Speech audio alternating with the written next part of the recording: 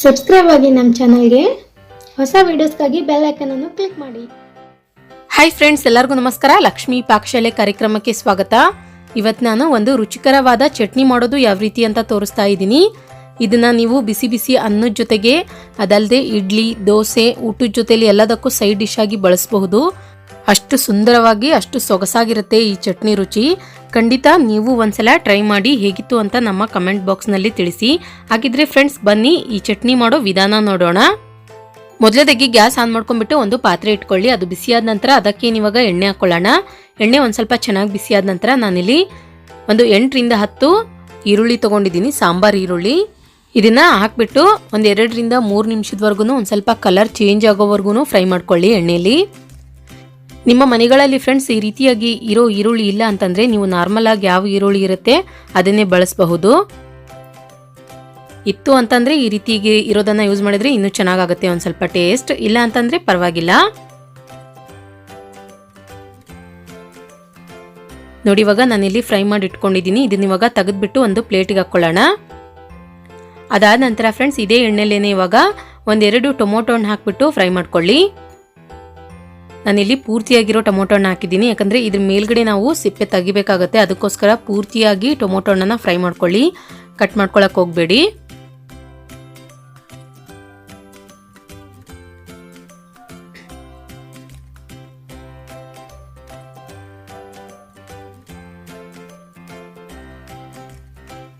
Tomato ಹಣ್ಣು ಇವಾಗ ಚೆನ್ನಾಗಿ ಫ್ರೈ ಆಗಿದೆ. ನೋಡಿ, ಈ ರೀತಿಯಾಗಿ ಸಿಪ್ಪೆ ಬಿಡಬೇಕದು, ಅಲ್ಲಿವರೆಗೂ ಫ್ರೈ ಮಾಡ್ಕೊಳ್ಳಿ. ಇದನ್ನ ಇವಾಗ ತೆಗೆದ್ಬಿಟ್ಟು ಒಂದು ಪ್ಲೇಟಿಗೆ ಹಾಕ್ಕೊಳ್ಳೋಣ.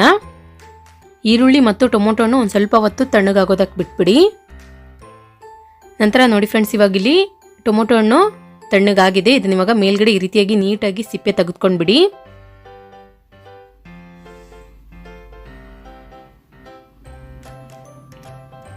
ನೋಡಿ, ಇವಾಗ ನಾನಿಲ್ಲಿ ಸಿಪ್ಪೆ ತೆಗೆದ್ಬಿಟ್ಟು ಇಟ್ಕೊಂಡಿದ್ದೀನಿ. ನಂತರ ಇವಾಗ ಒಂದು ಮಿಕ್ಸಿ ಜಾರ್ ತಗೊಳ್ಳಿ. ಇದಕ್ಕೆ ನೀವಾಗ ಈರುಳ್ಳಿ ಮತ್ತು ಟೊಮೊಟೊ ಹಣ್ಣು ಹಾಕ್ಕೊಳ್ಳಿ. ಅದಾದ ನಂತರ ಒಂದು ಅರ್ಧ ಕಪ್ಪಷ್ಟು ಪುಟಾಣಿ ಹಾಕ್ಕೊಳ್ಳೋಣ, ಉರ್ಗಡ್ಲೆ. ನಂತರ ಅರ್ಧ ಟೀ ಸ್ಪೂನ್ ಅಷ್ಟು ಜೀರಿಗೆ ಹಾಕ್ಕೊಳ್ಳಿ. 1 ರಿಂದ 1.5 ಟೀ ಸ್ಪೂನ್ ಅಷ್ಟು ಅಚ್ಚ ಖಾರದ ಪುಡಿ. ಅದಾದ ನಂತರ ರುಚಿಗೆ ತಕ್ಕಷ್ಟು ಉಪ್ಪು ಹಾಕ್ಕೊಳ್ಳಿ. ಇದಕ್ಕೆ ಇವಾಗ ನೀರೇನು ಸೇರ್ಸಕ್ಕೆ ಹೋಗಬೇಡಿ, ಹಾಗೆ ಒಂದ್ಸಲ ಗ್ರೈಂಡ್ ಮಾಡ್ಕೊಳ್ಳಿ. ನೋಡಿ ಫ್ರೆಂಡ್ಸ್, ನಾನಿಲ್ಲಿ ಈ ರೀತಿಯಾಗಿ ಗ್ರೈಂಡ್ ಮಾಡಿ ಇಟ್ಕೊಂಡಿದ್ದೀನಿ. ನಂತರ ಇದಕ್ಕೆ ಇವಾಗ ನೀರು ಹಾಕ್ಕೊಳ್ಳೋಣ. ಟೀ ಕುಡಿಯೋ ಕಪ್ಪಿಂದ 1 ರಿಂದ 1.5 ಕಪ್ನಷ್ಟು ನೀರು ಹಾಕ್ಬಿಟ್ಟು ಚೆನ್ನಾಗಿ ಮಿಕ್ಸ್ ಮಾಡ್ಕೊಳ್ಳಿ. ಮಿಕ್ಸ್ ಮಾಡಿದ ನಂತರ ಇದನ್ನ ಇವಾಗ ನೈಸಾಗಿ ಗ್ರೈಂಡ್ ಮಾಡ್ಕೊಳ್ಳೋಣ.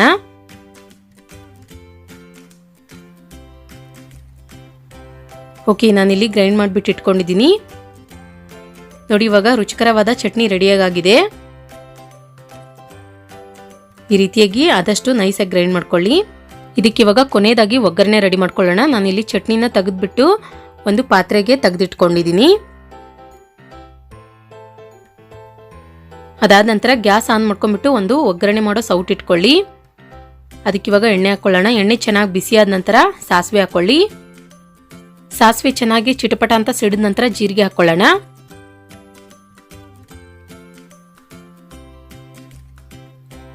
ಅದಾದ ನಂತರ ಒಂದು ಸ್ವಲ್ಪ ಕಡಲೆಬೇಳೆ ಮತ್ತು ಒಂದು ಸ್ವಲ್ಪ ಉದ್ದಿನಬೇಳೆ ಹಾಕ್ಕೊಳ್ಳಿ, ಅರ್ಧ ಚಮಚದಷ್ಟು. ನಂತರ ಒಂದು ಸ್ವಲ್ಪ ಕರಿಬೇವಿನ ಸೊಪ್ಪು ಹಾಕ್ಕೊಳ್ಳಿ.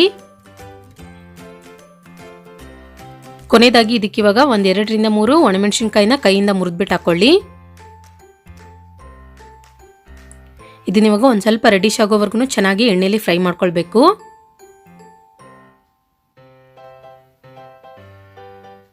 ನೋಡಿ, ಇವಾಗ ಫ್ರೆಂಡ್ಸ್ ಒಗ್ಗರಣೆಯಲ್ಲಿ ರೆಡಿಯಾಗಿದೆ. ನಂತರ ಇದನ್ನ ಇವಾಗ ತೆಗೆದ್ಬಿಟ್ಟು ರೆಡಿ ಮಾಡಿದಂತಹ ಚಟ್ನಿಗೆ ಒಗ್ಗರಣೆ ಹಾಕ್ಕೊಳ್ಳಿ.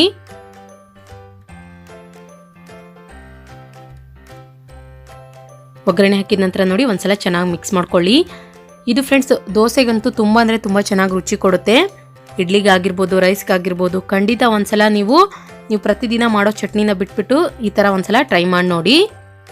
ನೋಡಿದ್ರಲ್ಲ ಯಾವ ರೀತಿಯಾಗಿ ನಾವು ಉರ್ಗಡ್ಲೆ ಚಟ್ನಿ ಮಾಡೋದಂತ. ನಾನು ಮಾಡಿರೋ ಈ ರೆಸಿಪಿ ನಿಮಗೆ ಇಷ್ಟ ಆಗಿದ್ರೆ ಪ್ಲೀಸ್ ಲೈಕ್ ಮಾಡಿ, ಶೇರ್ ಮಾಡಿ, ಕಮೆಂಟ್ ಮಾಡಿ. ಇನ್ನಷ್ಟು ಈಸಿ ರೆಸಿಪೀಸ್ಗಾಗಿ ನಮ್ಮ ಲಕ್ಷ್ಮಿ ಪಾಕಶಾಲೆ ಚಾನಲ್ಗೆ ಸಬ್ಸ್ಕ್ರೈಬ್ ಆಗೋದು ಮಾತ್ರ ಮರಿಬಾರ್ದು.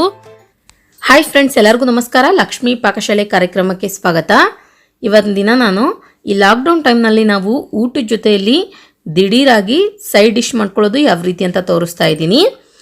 ಈ ಲಾಕ್ಡೌನ್ ಇರೋದ್ರಿಂದ ಫ್ರೆಂಡ್ಸ್ ನಮಗೆ ತರಕಾರಿ ಸಿಗೋದೇ ತುಂಬ ಕಷ್ಟ ಆಗಿದೆ. ಇಂಥ ಟೈಮ್ನಲ್ಲಿ ನಾವು ಊಟದ ಜೊತೆಯಲ್ಲಿ ರೊಟ್ಟಿಗಾಗಿರ್ಬೋದು, ರೈಸ್ಗಾಗಿರ್ಬೋದು ಒಂದು ಚಮಚದಷ್ಟು ನೆಂಚ್ಕೊಂಡು ತಿಂದರೆ ತುಂಬ ಅಂದರೆ ತುಂಬ ರುಚಿ ಕೊಡುತ್ತೆ ಊಟ. ಖಂಡಿತ ನೀವು ಒಂದ್ಸಲ ಈ ರೆಸಿಪಿನ ಟ್ರೈ ಮಾಡಿದರೆ ಪದೇ ಪದೇ ಮಾಡು ಅಂತಾರೆ, ಅಷ್ಟು ಸಖತ್ತಾಗಿರುತ್ತೆ.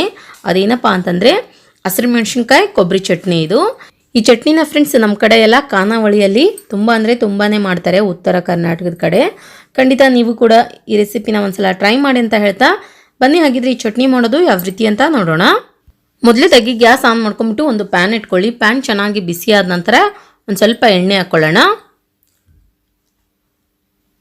ಎಣ್ಣೆ ಚೆನ್ನಾಗಿ ಬಿಸಿ ಆದ ನಂತರ ಇದಕ್ಕೆ ಇವಾಗ ಹಸಿರು ಮೆಣಸಿನ್ಕಾಯಿ ಹಾಕ್ಬಿಟ್ಟು ಹುರ್ಕೊಳ್ಬೇಕು. ನಾನಿಲ್ಲಿ ಒಂದು 10 ರಿಂದ 15 ಹಸಿರು ಮೆಣಸಿನ್ಕಾಯಿ ತೊಗೊಂಡಿದ್ದೀನಿ. ಖಾರ ಸ್ವಲ್ಪ ಜಾಸ್ತಿ ಇತ್ತು ಹಸಿರು ಮೆಣಸಿನ್ಕಾಯಿ ಅಂತಂದರೆ ಕಡಿಮೆ ಯೂಸ್ ಮಾಡಿ. ಮೆಣಸಿನ್ಕಾಯಿನ ಫ್ರೆಂಡ್ಸ್ ಇವಾಗ ಮೀಡಿಯಂ ಫ್ಲೇಮ್ನಲ್ಲಿ ಇಟ್ಬಿಟ್ಟು ಚೆನ್ನಾಗಿ ಹುರಿಬೇಕು.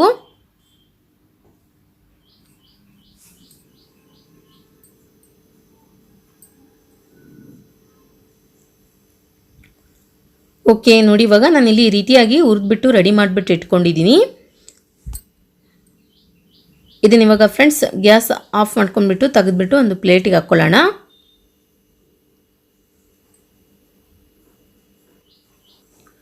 ನಂತರ ಇವಾಗ ಇದೇ ಪ್ಯಾನ್ಗೆ ಹಸಿ ಕೊಬ್ಬರಿ ಹಾಕ್ಬಿಟ್ಟು ಹುರ್ಕೊಳ್ಳೋಣ.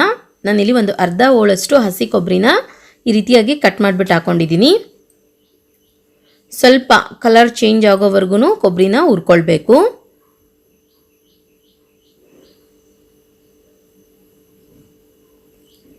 ಇದಕ್ಕೆ ಇವಾಗ ಒಂದು ಸ್ವಲ್ಪ ಎಣ್ಣೆ ಹಾಕ್ಕೊಳ್ಳಿ.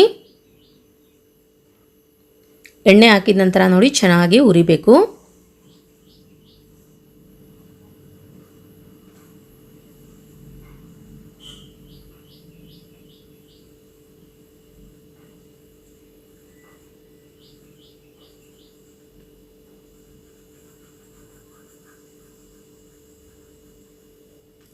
ಅದಾದ ನಂತರ ಇದಕ್ಕೆ ಇವಾಗ ಒಂದು ಅರ್ಧ ಟೀ ಸ್ಪೂನ್ ಅಷ್ಟು ಜೀರಿಗೆ ಹಾಕ್ಕೊಳ್ಳಿ.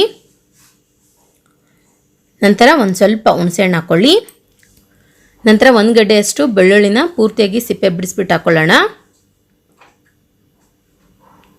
ಒಂದು ಸ್ವಲ್ಪ ಕೊತ್ತಂಬರಿ ಸೊಪ್ಪನ್ನು ಹಾಕ್ಕೊಳ್ಳಿ, ಕ್ಲೀನಾಗಿ ವಾಶ್ ಮಾಡಿಬಿಟ್ಟು. ಎಲ್ಲ ಪದಾರ್ಥಗಳನ್ನು ಸೇರಿಸ್ಕೊಂಡ ನಂತರ ನೋಡಿ ಮೀಡಿಯಂ ಫ್ಲೇಮ್ನಲ್ಲಿ ಇಟ್ಬಿಟ್ಟು ಚೆನ್ನಾಗಿ ಇದನ್ನು ಹುರಿಬೇಕು.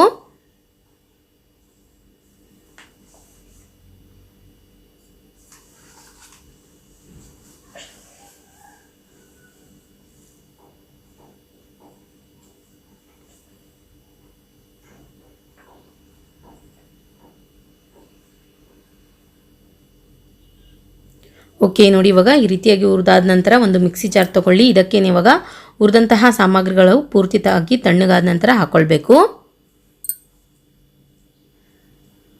ನಂತರ ಇವಾಗ ಹುರಿದಂತಹ ಮೆಣಸಿನ್ಕಾಯಿ ಹಾಕ್ಕೊಳ್ಳೋಣ. ಹಸಿರು ಮೆಣಸಿನ್ಕಾಯಿ ಹಾಕಿದ ನಂತರ ಒಂದು ಸ್ವಲ್ಪ ಕರಿಬೇವಿನ ಸೊಪ್ಪು ಹಾಕ್ಕೊಳ್ಳಿ.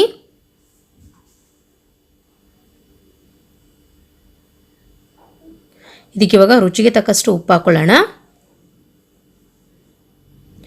ನಂತರ ಒಂದು ಸ್ವಲ್ಪ ಸಕ್ಕರೆ ಸೇರಿಸ್ಕೊಳ್ಳಿ. ಸಕ್ಕರೆ ಹಾಕೊಳ್ಳೋದ್ರಿಂದ ಚಟ್ನಿ ತುಂಬ ಚೆನ್ನಾಗಾಗುತ್ತೆ. ಜಾಸ್ತಿ ಬೇಡ, ಸ್ವಲ್ಪ ಹಾಕ್ಕೊಳ್ಬೇಕು. ಇದಕ್ಕೆ ಇವಾಗ ನೀರೇನು ಸೇರಿಸಬಾರ್ದು, ಹಾಗೆ ಗ್ರೈಂಡ್ ಮಾಡ್ಕೊಳ್ಳೋಣ. ಓಕೆ ನೋಡಿ, ಇವಾಗ ನಾನು ಇಲ್ಲಿ ಈ ರೀತಿಯಾಗಿ ಗ್ರೈಂಡ್ ಮಾಡಿಬಿಟ್ಟು ಇಟ್ಕೊಂಡಿದ್ದೀನಿ. ಈ ರೀತಿಯಾಗಿ ತರಿತರಿಯಾಗಿ ಗ್ರೈಂಡ್ ಆದ ನಂತರ ಇದಕ್ಕೆ ಇವಾಗ ಒಂದು ಸ್ವಲ್ಪ ನೀರು ಸೇರಿಸ್ಕೊಳ್ಳೋಣ. ನೀರು ಸೇರಿಸ್ಕೊಂಡ ನಂತರ ನೋಡಿ ತಿರ್ಗಾ ಇದನ್ನು ಇವಾಗ ಗ್ರೈಂಡ್ ಮಾಡ್ಕೊಳ್ಳಿ.